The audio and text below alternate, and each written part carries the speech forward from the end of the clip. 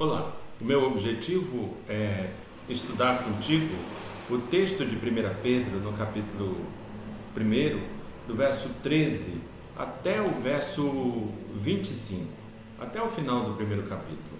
E eu gostaria de convidar você a olhar para esse texto sob a temática: nossos pensamentos devem ser formatados pela certeza de nossa salvação.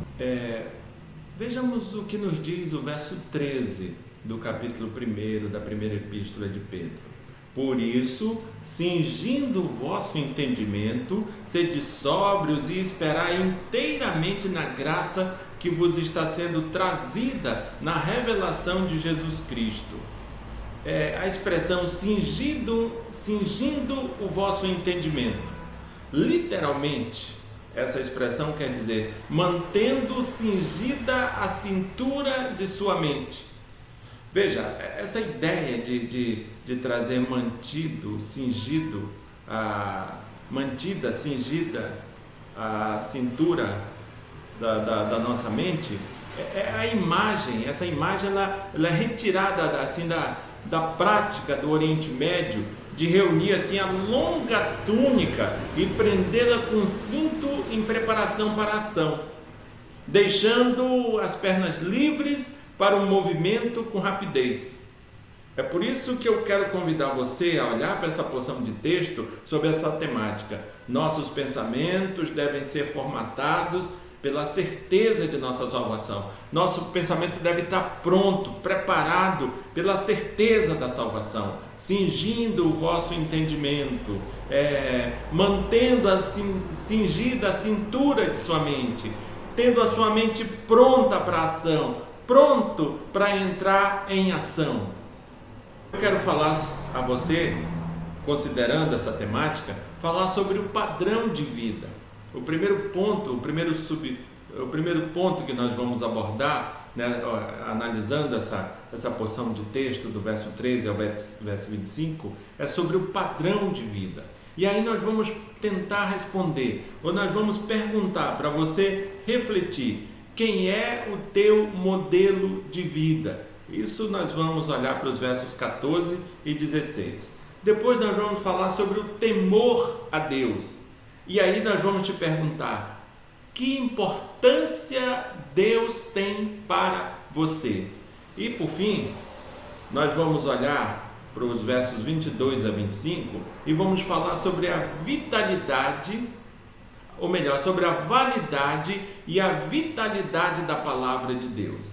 E vamos perguntar para você refletir: que importância a palavra tem para você? Veja, quando nós estamos olhando para os versos 14 a 16 e considerando essa temática padrão de vida e colocando para você refletir essa pergunta: quem é teu modelo de vida?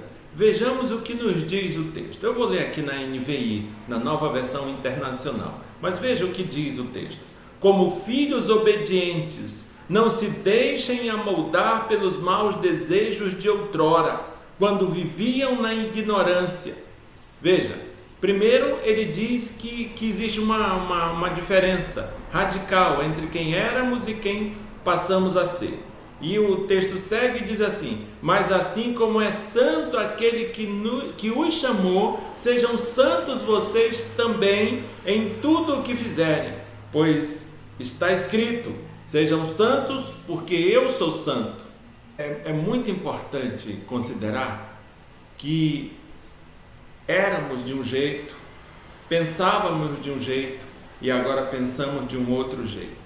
Mas é muito bom entender que ainda não estamos completamente imunizados de termos práticas parecidas com as que tínhamos, apesar do novo padrão de vida que nos é colocado em Cristo Jesus. É por isso que Pedro vai dizendo assim: não deixem amoldar pelos maus desejos. Existe a possibilidade, mesmo um crente no Senhor Jesus Cristo, se deixar amoldar pelos maus desejos que antes esses viviam. E depois que ele dá essa exortação para que essas pessoas vigiem, para que essas pessoas cuidem dos seus padrões de vida, para que essas pessoas considerem os riscos, considerem o mundo que vivem. Ele mostra a nós o modelo de vida. Ele diz assim: mas assim como é santo aquele que os chamou, sejam santos vocês também em tudo o que fizerem. Ou seja, tenhamos cuidado, porque ainda somos pecadores. Tenhamos cuidado, porque jamais ainda não. Tenhamos cuidado, porque vivemos no mundo mal. E por isso, precisamos ter bem claro quem é o nosso modelo de vida. Assim como é santo aquele que os chamou, sejam santos vocês também em tudo o que fizerem. Pois está escrito: sejam santos, porque eu sou santo. Quem é o teu modelo de vida? Quem é o teu modelo de vida? Em outro lugar, o apóstolo Paulo vai dizer: sede meus imitadores, como eu sou de Cristo. Quem é o teu modelo de vida? No segundo ponto, Pedro vai tratar agora do temor a Deus. E aí nós podemos fazer uma pergunta para você refletir: que importância Deus tem para você? Você já parou e se perguntou e se fez essa pergunta? Qual a importância que Deus tem para você? Que importância Ele tem para você? Veja, os versos 17 até o verso 21, ele vai nos trazendo esse temor de Deus e vai nos permitindo pensar sobre essa pergunta que eu acabei de te fazer. Que importância Deus tem para você? Primeiro, é importante para eu começar a construir essa resposta, ou eu calibrar essa resposta, ou eu pensar nessa resposta, é interessante eu te dizer algumas coisas. Primeiro, olhando para o verso 17, eu quero te lembrar que Deus julga com imparcialidade. Duas coisas: Deus julga e Deus julga com imparcialidade. Ele vai julgar de forma correta, ele não vai se deixar subornar, ele não vai se corromper por esse ou por aquele lado. Ele vai julgar e vai julgar de forma imparcial. Veja o que diz o verso 17: uma vez que vocês chamam Pai aquele que julga imparcialmente as obras de cada um, portem-se com temor durante a jornada terrena de vocês. Se eu creio que o meu Deus julga e julga com imparcialidade, o que eu preciso fazer? O que você precisa fazer? Vigiar, ter atenção em quem sou, em naquilo que eu faço, porque eu sei que Deus vai me julgar e vai me julgar com imparcialidade. Eu não vou ter para onde correr, eu serei julgado por Deus. Então é interessante esse temor. Quando eu lembrar desse temor, eu lembrar dessa pergunta: que importância Deus tem para mim, que importância Deus tem para você, você se lembrar que Deus julga e julga com imparcialidade. Uma outra coisa que os versos 17 a 20 nos permitem lembrar é o valor do nosso resgate. Nós estávamos mortos nos nossos delitos e pecados, mas fomos resgatados, fomos salvos pelo Deus Todo-Poderoso. Ele nos deu vida. E os versos 17 a 20 vai nos dizer assim: pois vocês sabem que não foi por meio de coisas perecíveis, como prata ou ouro, que vocês foram redimidos da sua maneira vazia de viver, que lhes foi transmitida por seus antepassados, mas pelo precioso sangue de Jesus Cristo, como de um cordeiro sem mancha e sem defeito, conhecido antes da criação do mundo, revelada nesses últimos tempos em favor de vocês. O valor, o próprio Deus, o Criador de todas as coisas, Criador da história, entrou nesse mundo em busca dos seus, em busca de mim e de você, e para isso Ele morreu no nosso lugar. Não foi ouro, não foi prata, não há nada de valioso nesse mundo, nessa existência, que se compare ao valor do que foi pago por você. Lembre-se disso. quando você quiser pensar nessa pergunta, que importância Deus tem para você, lembre-se que Deus julga, e julga com imparcialidade, mas lembre-se também do valor do teu resgate. Lembre-se também o que foi pago para que você chamasse Deus de Pai, para que você fosse salvo em Cristo Jesus. Foi o próprio sangue do Senhor Jesus que foi derramado na cruz por você. O terceiro ponto, aqui dos versos 17 ao verso 21, no verso 21 especialmente, o texto vai dizer: por meio dele vocês creram em Deus, que ressuscitou dentre os mortos e o glorificou, de modo que a fé e a esperança de vocês estão em Deus. Veja, o objetivo do nosso resgate é colocarmos a nossa fé, a nossa esperança não em outra coisa, não em nós mesmos, mas em Deus. Veja, Deus julga com imparcialidade, o valor do nosso resgate é incomparável, não existe nada de valioso nessa vida, nessa existência que se compare ao que foi pago por nós, foi o próprio sangue de Cristo, e agora nós temos o objetivo do nosso resgate. Nós fomos salvos, Jesus nos ressuscitou dentre os mortos, para que a nossa fé seja em Deus, não seja nessas coisas que a gente vê, não seja nessas experiências que nós temos aqui, mas seja em Deus. Então, quando você pensar no temor de Deus, tente responder essa pergunta: que importância Deus tem para você? Considere que Deus julga, e julga com imparcialidade. Considere o valor do teu resgate, do valor do resgate que foi pago por você. Considere o objetivo pelo qual você foi resgatado. Você foi resgatado para ter esperança em Deus. Veja, e agora dos versos 22 a 23, eu diria que nós temos o terceiro ponto, e o terceiro ponto é a validade e a vitalidade da palavra. Ou seja, a palavra de Deus não recebe atualizações. A palavra de Deus tem uma validade eterna, a validade e a vitalidade da palavra de Deus. E eu gostaria de fazer uma pergunta para nos ajudar a pensar nesse tópico, validade e vitalidade da palavra de Deus. A seguinte pergunta: que importância a palavra tem para você? Nós crentes, nós cristãos reformados, costumamos dizer que a Bíblia é a nossa regra de fé e prática, sola as Escrituras. Nós costumamos dizer que a Bíblia é absoluta, tem tudo o que nós precisamos para sabermos de Deus através de sua revelação especial. Mas é bom a gente pensar sobre essa validade e a vitalidade da palavra de Deus no nosso dia a dia, construindo as nossas escolhas, construindo os nossos comportamentos.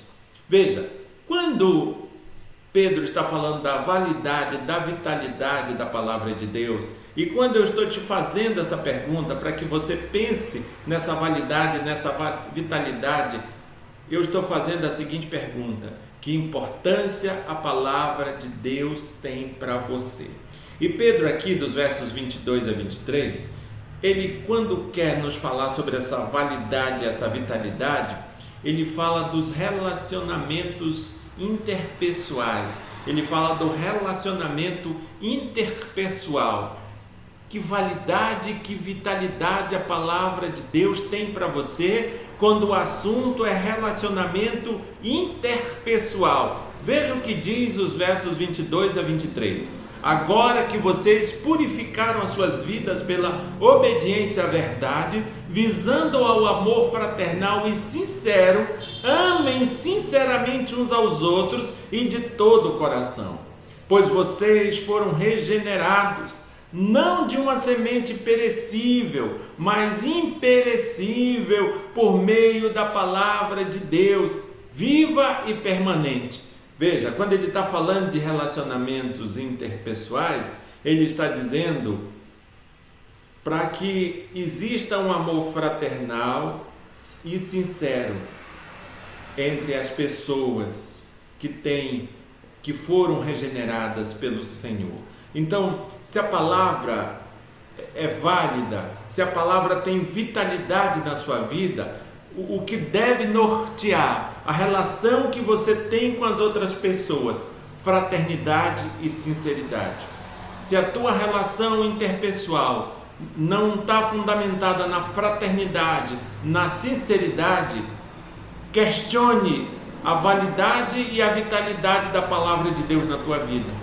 Porque um dos indícios, uma das formas de mostrar a validade e a vitalidade da palavra de Deus, de mostrar a importância que damos à palavra de Deus dentro do contexto do relacionamento interpessoal, é pautarmos os nossos relacionamentos na fraternidade e na sinceridade, no amor fraternal e sincero. Mas o verso 24 a 25 nos fala de um outro ponto. O texto diz assim: pois toda a humanidade é como a relva, e toda a sua glória como a da flor da relva. A relva murcha e cai a sua flor, mas a palavra do Senhor permanece para sempre. Essa é a palavra que lhes foi anunciada. Aqui o texto nos mostra a transitoriedade da humanidade e a imutabilidade da palavra de Deus. Veja, e é bom que se coloque isso em xeque, porque muitas vezes no nosso dia a dia nós somos convidados a abrir mão da imutabilidade da palavra de Deus em nome das nossas transitoriedades, em nome das nossas vontades, que nós sabemos ser passageira, nós sabemos ser transitória, mas ainda assim, volta e meia, somos tentados a abrir mão da palavra de Deus em nome das nossas vontades, que sabemos ser passageiras. Veja, dependendo de como isso acontece na sua vida, se isso acontece na sua vida, você precisa parar e questionar a validade e a vitalidade da palavra de Deus. Qual importância a palavra de Deus tem para você? Por quê? Que quando você vai tomar as tuas decisões, vai assumir as tuas posturas, vai construir o teu comportamento, os teus argumentos, você despreza a palavra de Deus em nome da tua própria vontade, em nome daquilo que você acha certo. Então, se isso está acontecendo, questione a validade e a vitalidade da palavra de Deus. Questione a importância que você tem dado à palavra de Deus. Meu querido, quantas vezes as pessoas abrem mão da palavra de Deus em função de um modismo, em função de uma coisa transitória, que ela mesma sabe que aquilo é transitório, que aquilo surgiu hoje e vai morrer hoje mesmo, mas em nome dessas coisas, muitas vezes, muita gente despreza a palavra de Deus e se abraça com essas transitoriedades. Se isso tem acontecido na sua vida, eu sugiro a você a questionar a validade e a vitalidade que a palavra de Deus tem na tua vida. Não se esqueça que nós estamos falando, que eu convidei você a olhar para essa porção de texto de Pedro, 1 Pedro 13 a 25, com a seguinte perspectiva, sobre a seguinte temática: nossos pensamentos devem ser formatados pela palavra de Deus. E foi isso que eu tentei fazer até agora. Quero encerrar essa breve reflexão lembrando de uma frase que o reformador Lutero disse. Ele disse o seguinte: eu não posso impedir que os pássaros voem sobre a minha cabeça, mas posso impedir que eles façam ninho nela. Não posso impedir que pássaros voem sobre minha cabeça, mas posso impedir que eles façam ninho nela. É verdade que tem muitos pensamentos que a gente não pode impedir que eles venham até a nossa mente. É verdade.